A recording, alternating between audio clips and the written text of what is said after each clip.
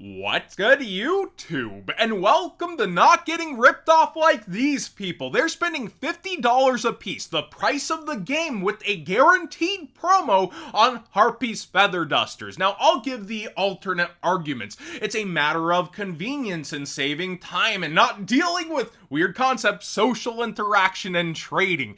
Over on Amazon right now, you can get this game for that same price, right? You scroll down to the description, you make sure it's the right version, not digital, that it comes with the quarter century secret rare card, and there's one other headache that you could fall into. We've mentioned they can be not near mint in the packaging, and Konami is taking returns on those, so you would have to pay a little bit of postage and wait some time.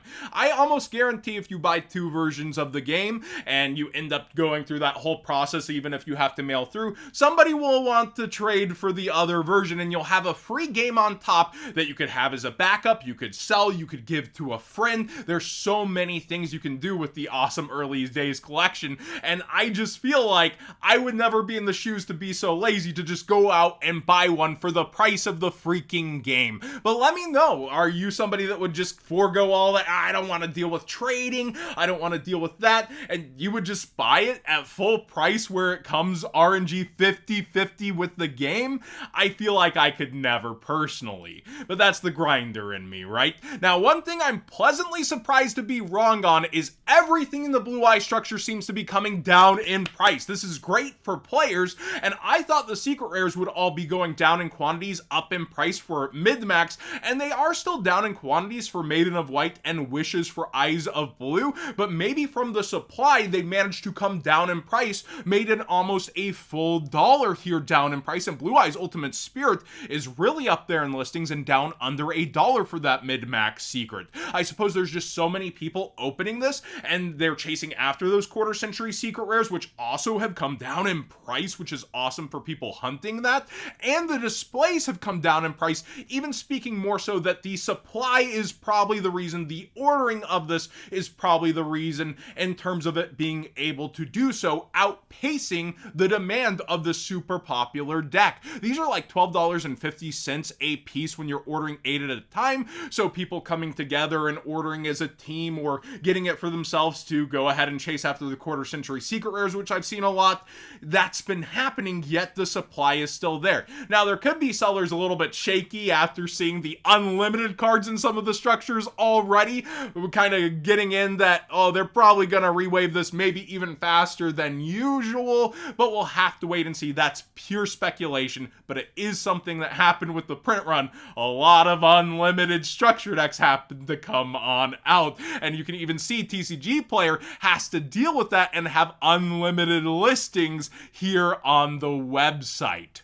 Dank Ritual is one of my favorite brands. This is a sponsored segment, but I don't have a code with them. I don't have a reason to keep talking about them outside of this, and I continue to every time ask for them to throw in some sleeves because I love their sleeves. They don't even ask me to shout out the sleeves.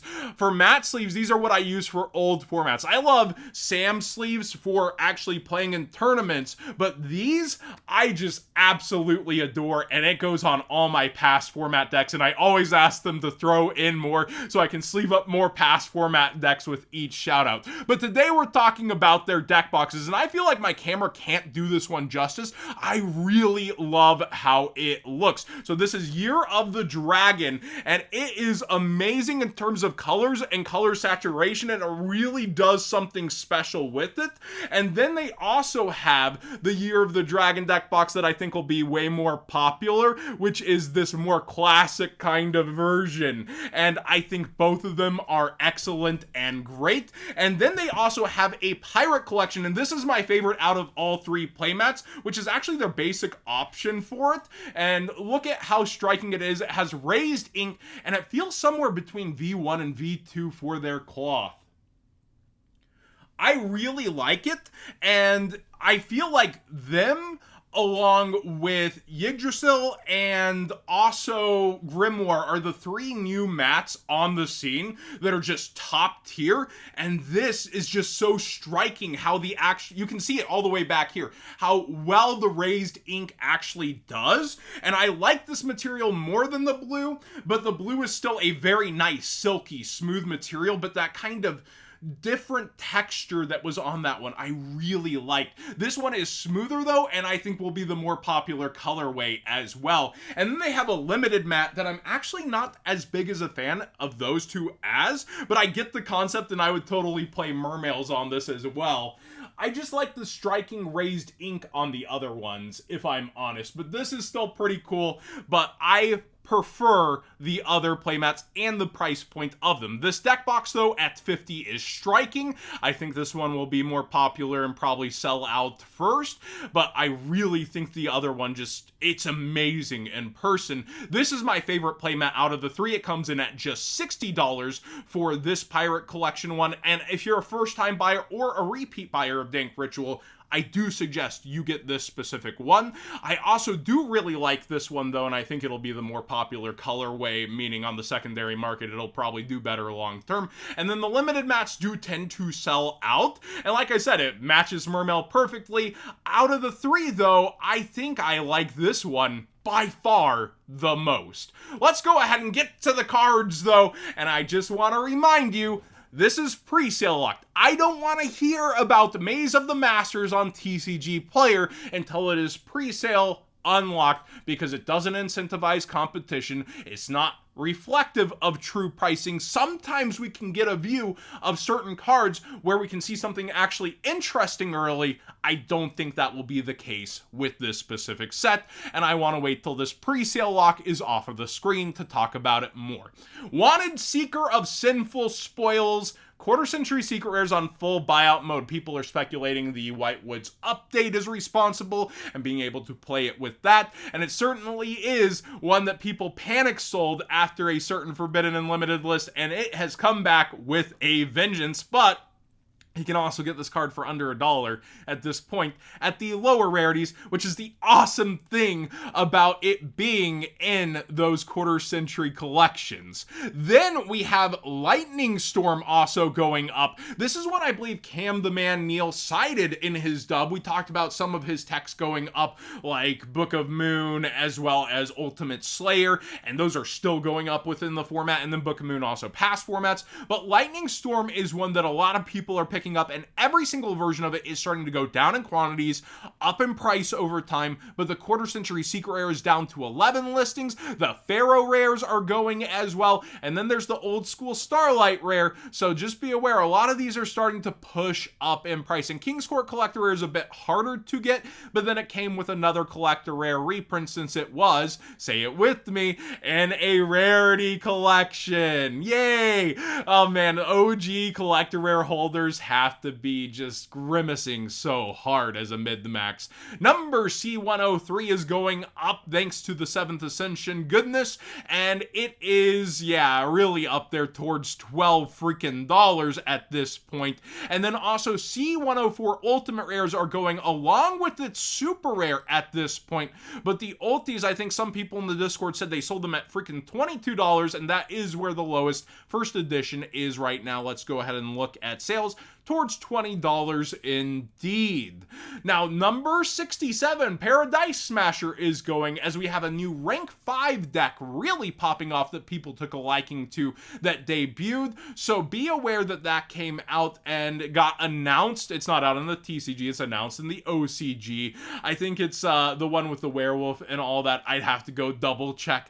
I have not been able to sit down and read it, if I'm honest, but people seem to be really excited about it, and that's why I love the Discord. They keep me up to date with cards like this that have gone absolutely haywire. $16 with only its one printing as the lowest, and people are spending that money on it, and even higher at one point. Disablaster, I wanted to say Diabellstar. Every time I see this on paper, I think Diabellstar.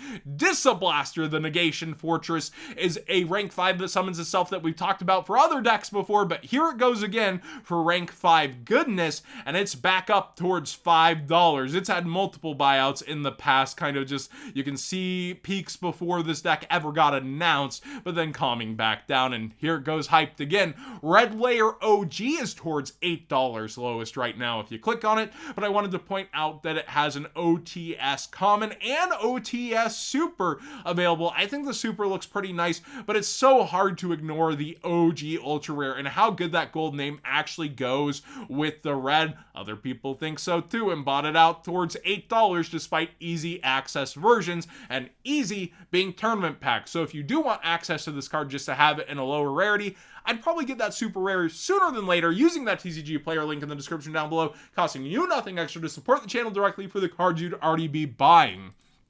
I also wanted to point out with rank 5 stuff, some of my old boomer brain texts. Number 61 Volcasaurus is actually already going. The Discord didn't bring this one up. I was like, oh, what's that card that pops? I'm boomering out Volca something. Yeah, number 61 has 2 printings only to date. Kind of hard to get at this point. I would get that sooner than later if you just want access to it. And then the old combo ranking up into Gaia Dragon. The ultimate rares are actually kind of down in quantity over here, maybe pulled listings, but it has easier access versions thanks to Battles of Legend Chapter 1, but if you want a holographic, I would get that sooner than later as well, especially on the cheap. Then we have Nash Knight, people were bringing up for rank 5s, that is pretty darn good and very budget, becomes super out of a duelist pack, so a lot of penny stonks in the rank 5 range. And then also Silo Hat Rabbit is going up for other reasons, the Trap Goodness decks that are doing well. The secret rare is up in price, and the ulti is starting to spike, which did feel kind of low on debut to me. Red Eye's Ghost Rare is going up in price and getting bought out, and so is Cyber Dragon. Now, online again is not where I like to go for these. I like in person so I can see, make sure it's not scratched up. Near mint, oh yeah, bro, that's near mint to me. Like, different definitions, right? Like, I want as few scratches on that surface as possible, but Red Eye's bought out to triple digit numbers, and Cyber Dragon is starting to just push upwards towards a quickly $60 and then $70 mark. Union good stuff is going up as we're actually getting that deck here, the whole Light Duels pack making its way into Maze.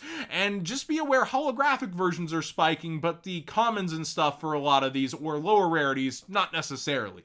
Union Driver Ultra Rare is going out of quantities, up in price. ABC Dragon Buster Secret Rare has really spiked on up a bit, especially for the first edition towards 7. Secret Rare A Assault Core is going up in price, but again, only one other version, which is Structured X, but Structured X were very populated back in the day. It's been a while since a printing, though. These are towards $3 to $4. Then the Sea Crush Wyvern is the one that hasn't moved the most because people aren't buying up the ones where you need to shop a seller for multiple things. So these are kind of still available at first edition at $1.99, but you have to work for it. Then we go and look for the other first editions, and it takes another page, but not up the most. And then B Buster Drake is also going pretty wild versus its old price. You can see the spike in the graph. The first editions are what are selling in there towards $5-ish. Then finally, Tachyon Transmigration is towards $15-ish for the secret rare.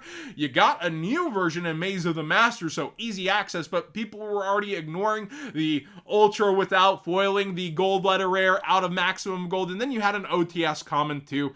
They weren't the most populated in the world, but they were still there. And now we have the rare that is confirmed for reprint, but highest rarity is going pretty darn wild, and lowest at 16 and then 18 and quickly up from there, and the sales are starting to hit in range all over the place up there. So if you have these in your old stuff and you didn't sell them before for whatever reason, they're doing pretty well for themselves. Thanks for watching today's Market Watch. I know it was a bit of a long one and I was gushing about a few things, but I like to bring different conversations for the experienced seller, the newer sellers, and try to get it all together for anyone. Like, this is probably great information for vendors that, wow, these are hitting up in price and actually getting sales right now, but it's still early, and things could happen with that, of course, but it does speak to, like, the modern consumer and how people will go for convenience over work and spend that extra cash to do so. I just personally can't ever get out of that mindset of, oh, I'm gonna go ahead and try to seek it out and swap with somebody and I would mail it in if I got a damaged one, that kind of thing. Like, if I want both that badly, that's what I would go ahead and do. Order 2 games and have the extra game to free gift to somebody at worst, or sell for myself at best. I just can't get over it. I'm sorry. I'm an old boomer.